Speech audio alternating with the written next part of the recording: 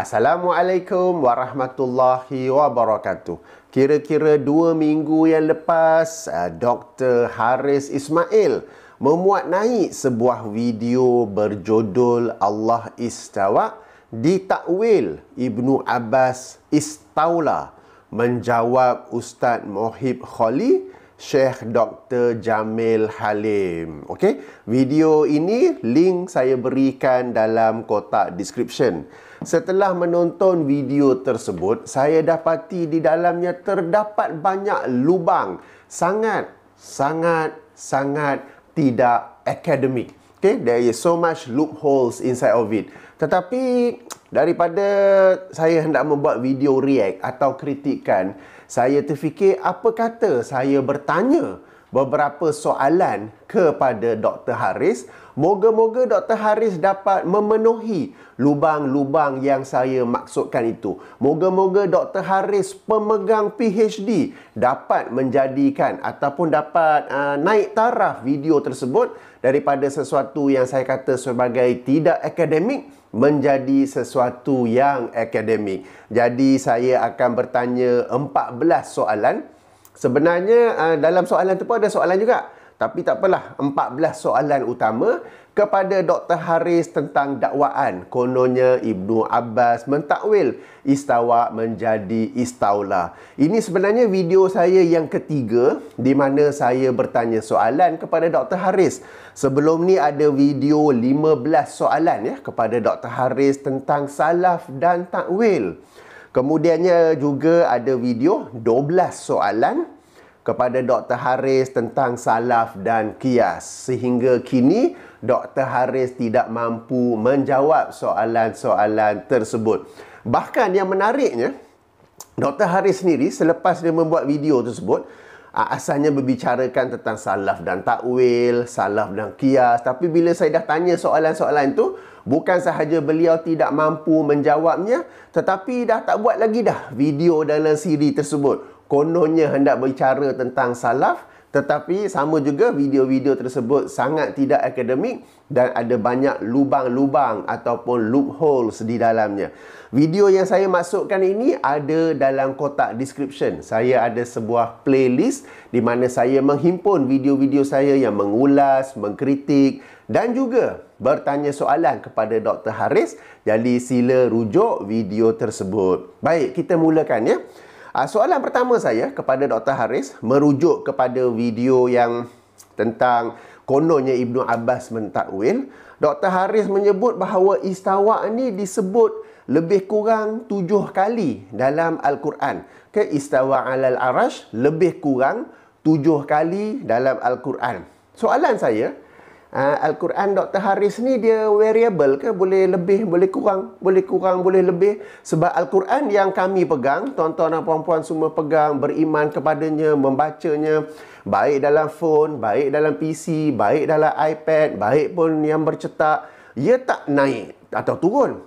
Kalau istawa alal arash tu 7 ayat saja. Dia tak boleh jadi lebih kurang 7 ayat.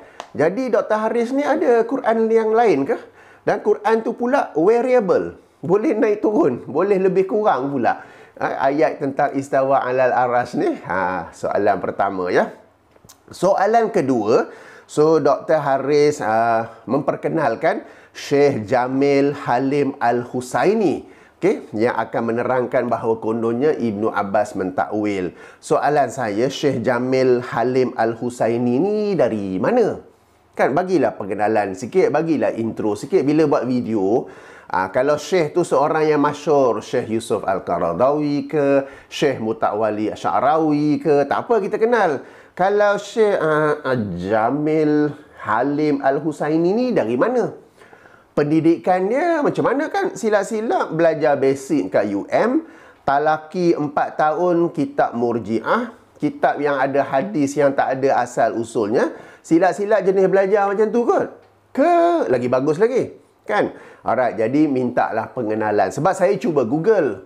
Saya Google jumpa pula Syekh ni Syekh Sufi. Orang Sufi ni maklumlah kan. Tapi tak apa. Kita bagi peluang ya kepada Dr. Haris memberi pengenalan. Tak payahlah cerita sejam. Memberi pengenalan kepada kita tentang latar belakang Syekh Jamil Halim Al-Husaini ni, dari mana, pendidikannya mana, dan penting sekali dia aliran apa. Kan dia aliran apa? Of course lah bukan aliran Salafi kan. Salafi tak akan sembang kosong macam tu. Sembang kari, sembang dalca, sembang kurma, sembang asam pedas, sembang lemak cili padi. Yang itu bukan Salafi. Salafi bila bincang agama bukan macam tu ya. Kita dengar je Syekh apa nama tu ni? Jamil Halim Al-Husaini confirm bukan Salafi. Sebab Salafi tak akan bincang agama sebagaimana orang sembang-sembang kosong di kedai kopi ya. Okey, soalan nombor 3. Boleh ya? Soalan nombor 3, Dr. Haris mendakwa bahawa Syekh Jamil Halim Al-Husaini ni memiliki sanad sehingga ke Rasulullah sallallahu alaihi wasallam. Dr. Haris ulang 2 kali ya. Pertama di awal video, kali kedua di akhir video. Persoalannya, sahih ke sanad tersebut? Siapakah yang verify sanad tu? Sebab sekarang ini Annie, Tom, Dick and Harry, mana-mana Ali, Acong, Aramugam boleh mendakwa dirinya memiliki sanad kepada Rasulullah sallallahu alaihi wasallam. Saya pun boleh dakwa ada sanad. Pilih je nama-nama, susun kira lebih kurang berapa? Ya hari tu mari yang kupas udang tu berapa? Ke-36 kan? Okey, ada 36 nama kat situ, yang ke-37 Rasulullah. Anybody can do it. Sanad sekarang ni tak ada nilai. Tuan-tuan dan puan-puan, jangan tertipu dengan mereka yang mendakwa ada sanad, dengan mereka yang bertanya sanad. Sebab sekarang ini zaman orang scammer. Orang agama pun scammer. Sama juga, mereka pun boleh mendakwa ada sanad. Mereka pun boleh membuat sanad sendiri. Kira saja. Yang kupas udang hari itu nombor apa? 36, 37. Lebih kurang 36 nama, 37 nama sampai kepada Rasulullah. Persoalannya, siapakah ahli hadis yang menyemak, yang verify, yang confirmkan sanad tersebut? Kan?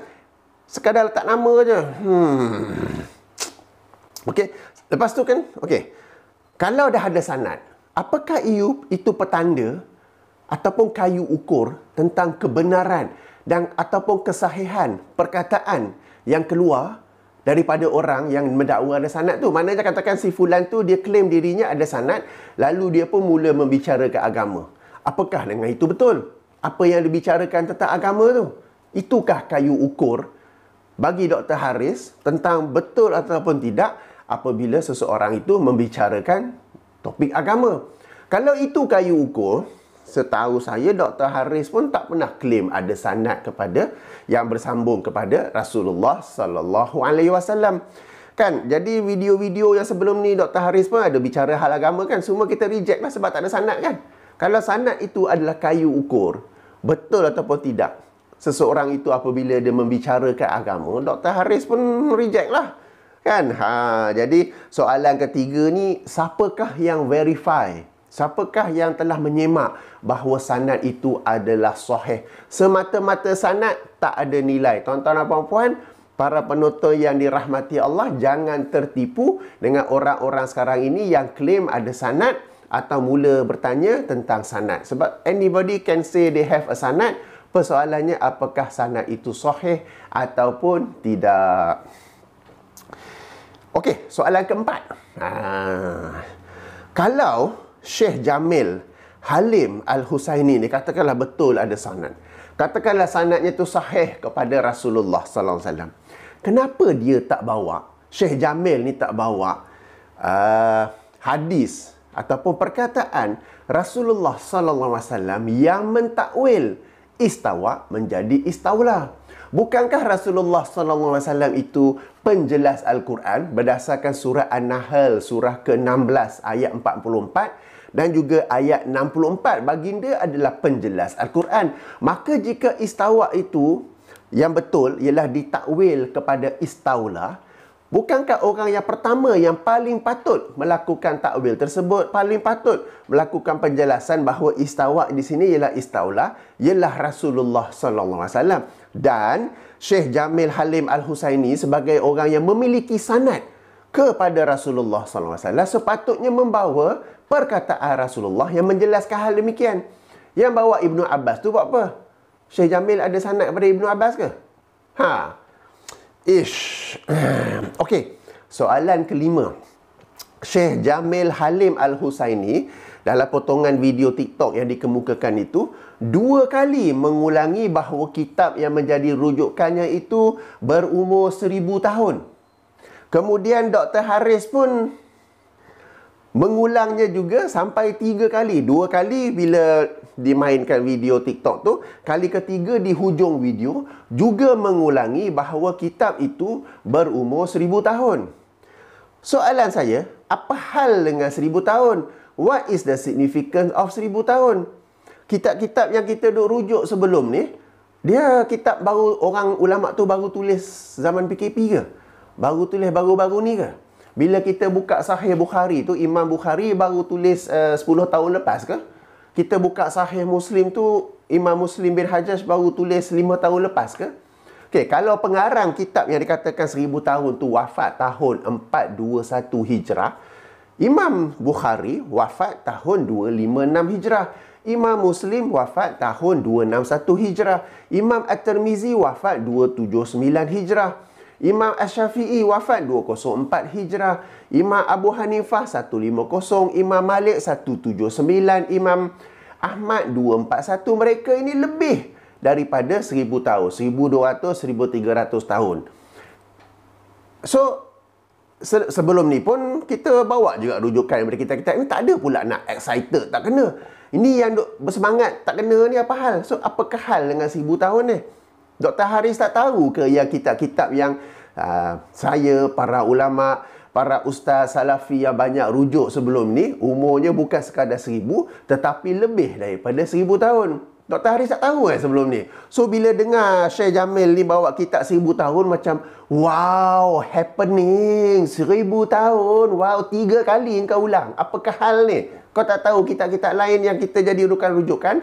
Saya ke mana-mana ustaz salafi yang lain ke, jauh lebih tua daripada 1000 tahun.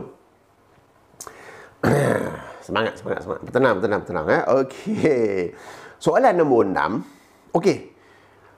Since you emphasize 3 kali kan 1000 tahun.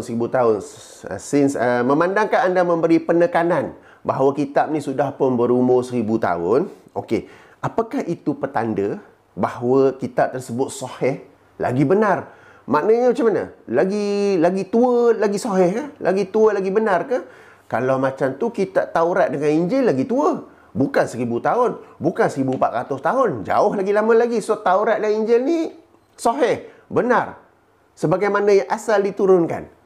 Kan? So, what is the point for you emphasizing that it is 1000-year-old book? InsyaAllah. Doktor PhD ni cakap macam ni. Okey, soalan nombor 7. Judul kitab tu Al-Azminah Wal Amkinah. Nak tanya sikit. Ni kitab apa tu? Kitab ni dalam bidang tafsir ke? Dalam bidang hadis ke? Dalam bidang sirah ke? Hukum-hukum fiqah ke? Fiqh mukaran ke? Akidah ke? Ke kitab sufi? Kan cerita-cerita sufi. So, bagilah sikit pengenalan tentang kitab tu. Macam saya sendiri, Alhamdulillah, bila buat video, buka kitab saya cerita. Kenapa saya buka tafsir Al-Qurtubi, katakan. Sebab kita nak bincang bab hukum. So, tafsir yang bicarakan ayat-ayat Quran dari aspek hukum ialah tafsir Al-Qurtubi. Okey, yang ni tafsir Ibnu Jarir. Kalau kita nak bincang tafsir mengikut generasi salaf, kita buka tafsir At-Tabari oleh Ibnu Jarir At-Tabari. Kan adalah pengenalan ringkas sikit. Okey, so minta pengenalan ringkas. Kalau buat video tu tak payah 5 minit, 3 minit cukup lah. Apa benda kitab ni? Al-Azminah Wal Amkinah. Nama girlfriend siapa macam ni? Okey, minta lah pengenalan kitab ni sikit lah. Okey.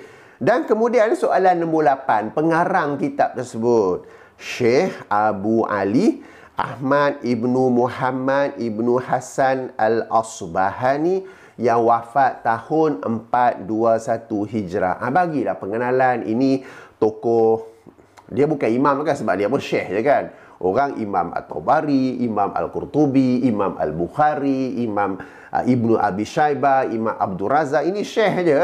Okay? So, syekh ni, dia syekh aliran apa? Yang penting sekali kan. Kemudiannya, okey, lahir, sebab ini tarikh wafat.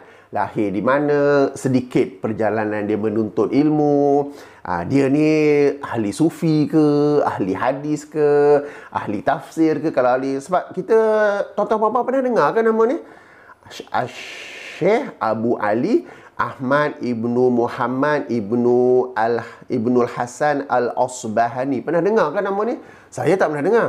Dan saya cari nama ni dalam kitab, dalam perisian Maktabah Syamilah. Yang ada banyak kitab dalam, tak ada nama ni. Jadi kita mintalah pengenalan daripada Dr. Haris tentang Syekh ni kan. Kita tak boleh lah ambil je daripada siapa-siapa tak. Okey, soalan nombor 9. Jadi Syekh Jamil Halim berkata dalam kitab tersebut, dia pun tunjuk dalam gambar itu, telah berkata para ahli tafsir, daripada Ibnu Abbas, seorang pakar tafsir yang telah mentakwilkan istawa kepada istaula.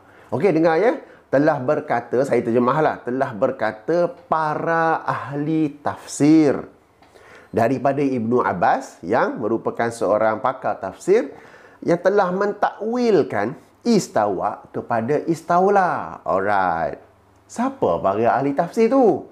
Jadi pengarang yang kata ni, dia wafat tahun 421 Hijrah.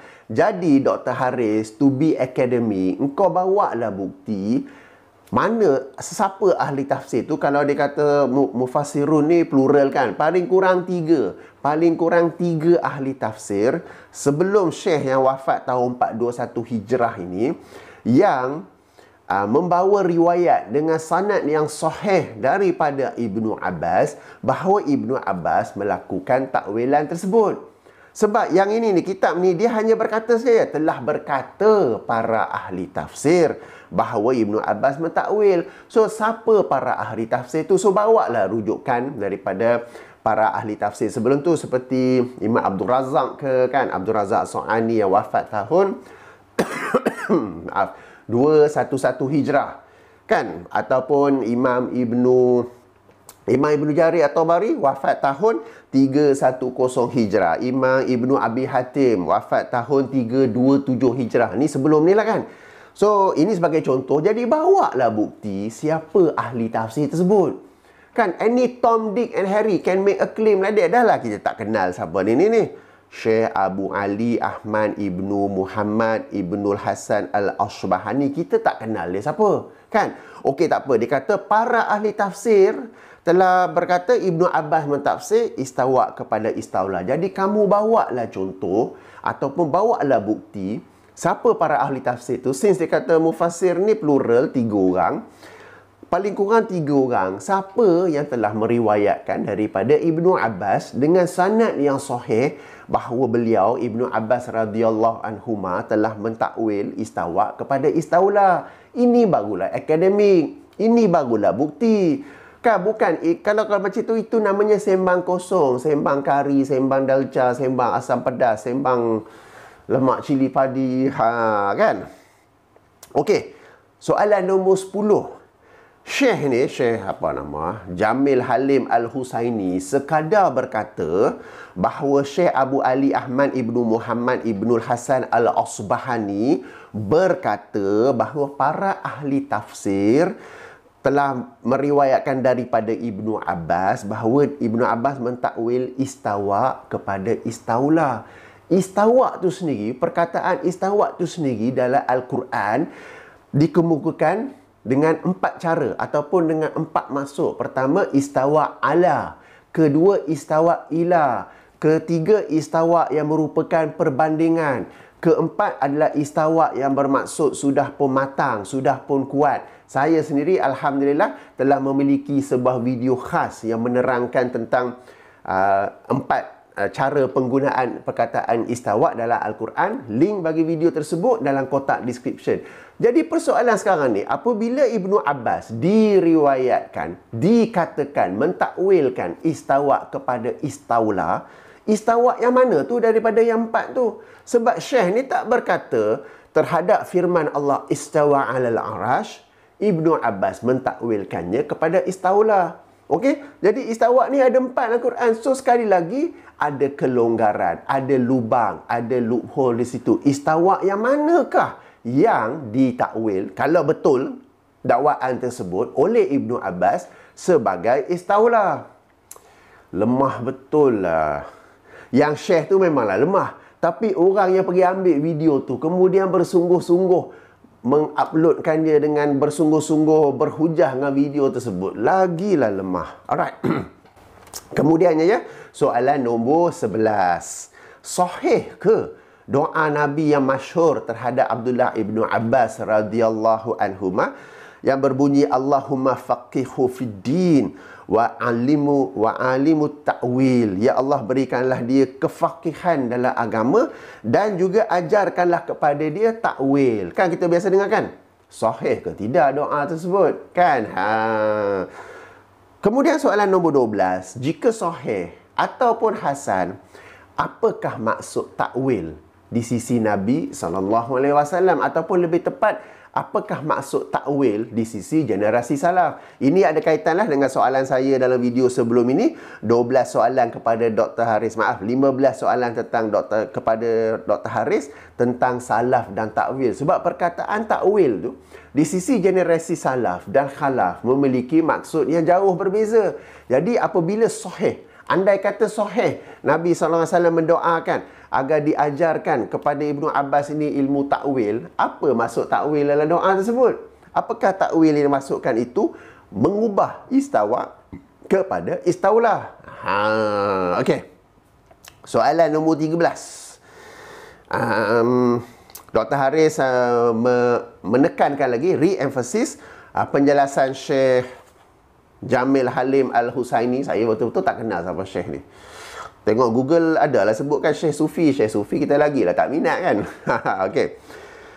Alright, istawa ni secara literal adalah akidah Yahudi. Alright. Rujukan mana? Rujukan.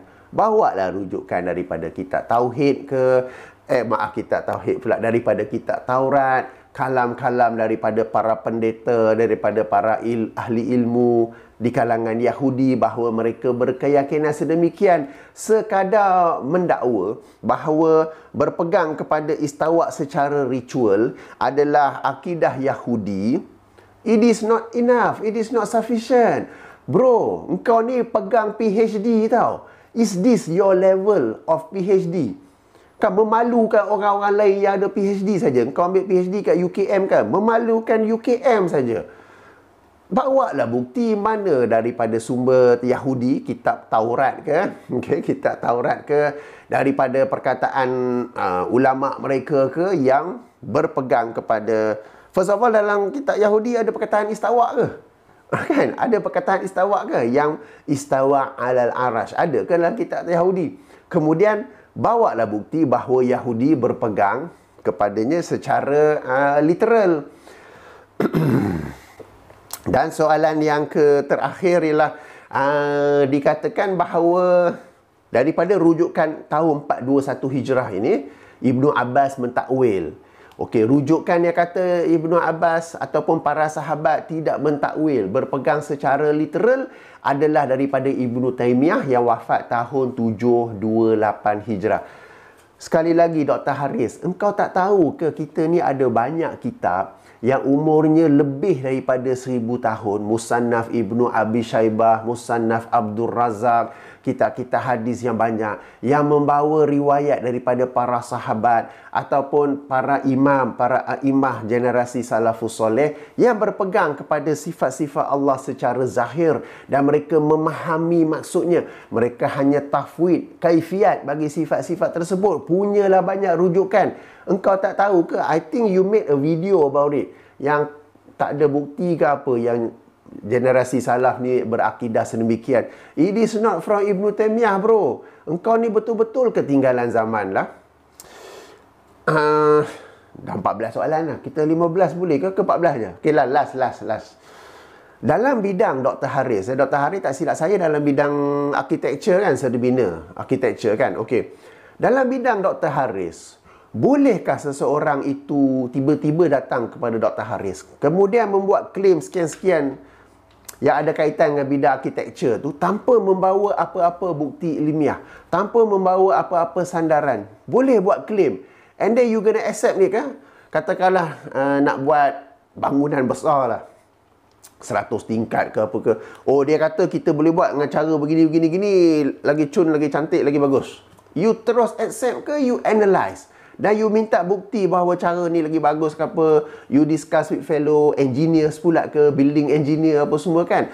I am sure you're not going to accept as it is, but you will question the sources, the proof that this is a correct way of doing things in your own field lah kan. Jadi kenapa dalam hal agama kamu, wahai Dr. Haris, begitu longgar, tak ada akademik? Bukan tak ada akademik, tiada nilai akademik langsung boleh bawa, boleh muat naik video macam ni kan. So in your own field, apakah dengan tu? Kalau dalam bidang saya sebagai seorang juruterbang, oh tak boleh, we cannot make any claim macam tu tanpa buktinya lah kan.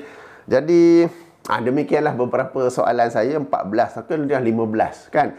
Moga-moga Dr. Haris dapat menjawab, mengisi lubang-lubang yang saya kata tu, loophole tersebut, sehingga video yang asalnya yang saya kata sangat tidak akademik boleh naik taraf menjadi video akademik. Dan kita pun para salafi pun boleh berubah.